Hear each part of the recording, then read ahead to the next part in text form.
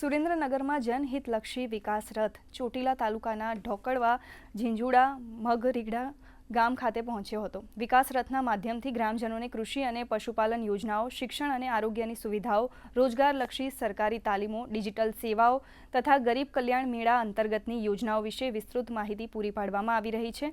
ગામના સરપંચો, આગેવાનો અને તમામ ગ્રામજનોને જિલ્લા વહીવટીતંત્ર દ્વારા આ વિકાસલક્ષી અભિયાનમાં સક્રિયપણે જોડાઈ રહ્યા છે।